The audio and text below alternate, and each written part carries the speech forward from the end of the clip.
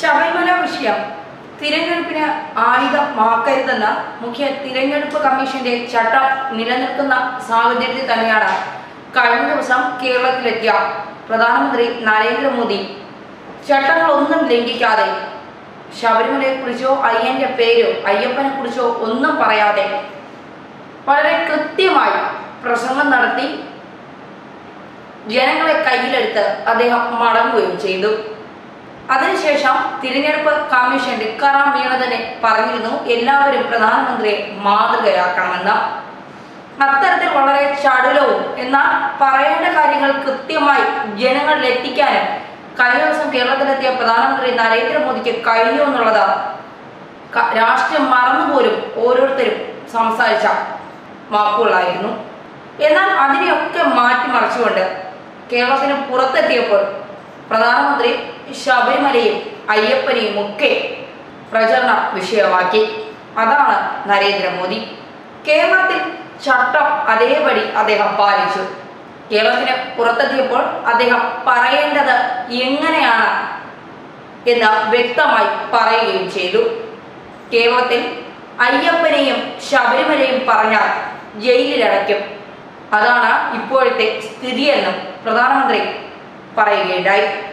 Congress Muslim league ശബരിമലയെ വെച്ച് അപകടകരമായി കളിക്കുകയാണെന്ന് പ്രധാനമന്ത്രി തമിഴ്നാട്ടിലെ തേനിയിൽ നടന്ന പ്രചരണ റാലിയിലാണ് പറഞ്ഞത്. കഴിഞ്ഞ ദിവസം കോഴിക്കോട് നടന്ന പ്രചരണ പരിപാടിയിൽ ശബരിമല എന്ന വാക്ക് എടുത്തു പറയാൻ പ്രസംഗിച്ച മോദി സംസ്ഥാനത്ത് പുറത്ത് ശബരിമലയെ ചൊല്ലി പ്രചരണം കഴിപ്പിക്കുകയാണ്. കേരളത്തിനകത്ത് ശബരിമലയെ ചൊല്ലി പ്രചരണം നടത്തരുതെന്ന് വിലക്കുള്ളതിനാൽ കേരള തമിഴ്നാട് അതിർത്തിയായ തേനിയിലാണ് മോദിയുടെ പരാമർശം. വിശ്വാസങ്ങളെയും ആചാരങ്ങളെയും തകർക്കാനുള്ള അപകടകരമായ നീക്കമാണ് നടക്കുന്നത്. മുസ്ലിം ലീഗ് കോൺഗ്രസിനെ ബാധിച്ച വൈറസ് ആണെന്ന UP മുഖ്യമന്ത്രി യോഗി ആദിത്യനാഥ് വയനാട് പാകിസ്ഥാനാണെന്ന് BJP അധ്യക്ഷൻ അമിത്ഷായും പ്രചരണം നടന്നപ്പോൾ ശബരിമല വിഷയത്തെ മുസ്ലിം ലീഗുമായി പ്രധാനമന്ത്രി കൂട്ടിക്കെട്ടുന്നു. കേരളത്തിലെ ആദ്യ പ്രചാരണ പരിപാടിയായ വിജയ് സങ്കല്പ് റാലിയിലും ആചാര സംരക്ഷണം ഉറപ്പാക്കുമെന്ന് പ്രധാനമന്ത്രി നരേന്ദ്രമോദി പ്രസംഗിച്ചത്. ഇവിടുത്തെ ആചാര അനുഷ്ഠാനങ്ങളും വിശ്വാസവും സുപ്രീം കോടതിക്ക് മുമ്പാകെ വയ്ക്കും, തെളിയിക്കും. ജനങ്ങളുടെ വിശ്വാസത്തിന് ഭരണഘടനയുടെ സംരക്ഷണം നൽകും. UDF-ഉം LDF-ഉം കേരളത്തിലെ ആചാരങ്ങൾ തകർക്കാമെന്ന് കരുതിയെങ്കിൽ അവർക്ക് തെറ്റി. സുപ്രീം കോടതി വിധിയുടെ പശ്ചാത്തലത്തിൽ ചില ശക്തികൾ ആചാരം ലംഘിക്കാൻ നോക്കി, മോദി ആരോപിച്ചു. ശബരിമല എന്ന വാക്ക് ഉന്നയിച്ചില്ലെങ്കിലും ആചാരാനുഷ്ഠാനങ്ങൾ സംരക്ഷിക്കുമെന്ന് മോദി ആവർത്തിച്ചു.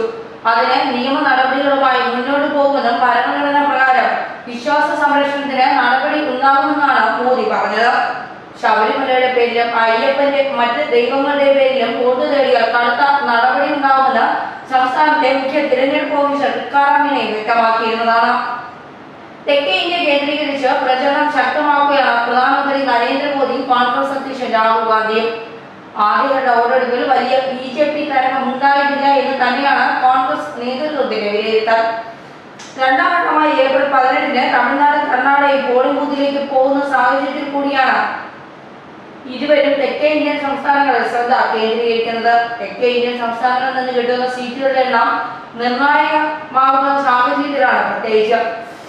എന്തായാലും ശബരിമലയെ വിഷയമാക്കി തന്നെ മുന്നോട്ട് പോകുമെന്ന് തന്നെയാണ് BJP ഓരോ പ്രവർത്തനങ്ങളിലൂടെയും അല്ലെങ്കിൽ ഓരോ പ്രചരണങ്ങളിലൂടെയും തെളിയിച്ചുകൊണ്ടിരിക്കുന്നത്. ആദ്യം സുരേഷ് ഗോപി തുടങ്ങി വെച്ചു, പിന്നെ LDF-ഉം UDF-ഉം അത് ഏറ്റുപിടിച്ചു. എന്തായാലും ഇപ്പോൾ കേരളത്തിലെത്തി ചട്ടം ലംഘിക്കാത്ത പ്രധാനമന്ത്രി കേരളത്തിന് പുറത്തെത്തിയപ്പോൾ അയ്യനെയും ശബരിമലയൊക്കെ കൂട്ടുപിടിച്ച് പ്രചരണം കൊഴിപ്പിക്കുകയാണ്. ന്യൂസ് ഡെസ്ക് മലയാളി വാർത്ത.